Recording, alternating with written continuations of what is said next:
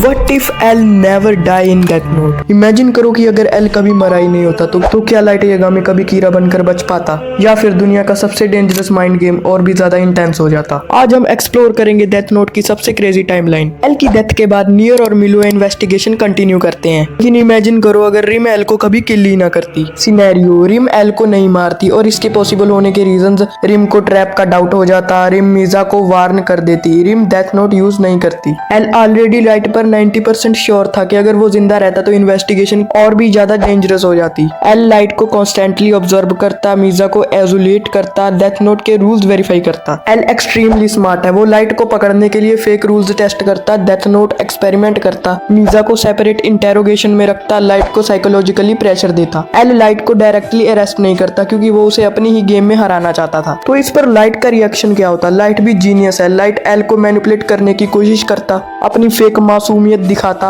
मीजा को यूज करता। लेकिन एक प्रॉब्लम है, एल के जिंदा होने से लाइट को रिम का सपोर्ट इजीली नहीं मिलता, उसको रिस्कियर प्लान्स यूज करने पड़ते। Possible twist, light eventually try करता कि एल को इंडायरेक्टली किल कर दे या किसी और से नाम पता करवाना। Most likely outcome, L eventually prove कर देता कि लाइट ही कीरा है क्योंकि फेक रूल्स टेस्ट हो जाते, मीजा एक्सपोज हो जाती, डेथ नोट का मैकेनिज्म समझा जाता। जब एल फाइनली डेथ नोट का सीक्रेट डिस्कवर करता तब लाइट का परफेक्ट वर्ल्ड कोलैप्स हो जाता। Possible ending, L wins, light arrest हो जाता, कीरा केस सॉल्व हो जाता, या फिर ड्रॉ हो जाता, लाइट और एल का माइंड गेम और सालों तक चलता। और dark ending, light somehow L को पीट कर देता। डेथ नोट की ओरिजिनल स्टोरी में एल की डेथ ने बैलेंस चेंज कर दिया, लेकिन अगर एल जिंदा रहता तो शायद हिस्ट्री का सबसे इंटेंस एनिमे बैटल और भी लेजेंडरी हो जाता।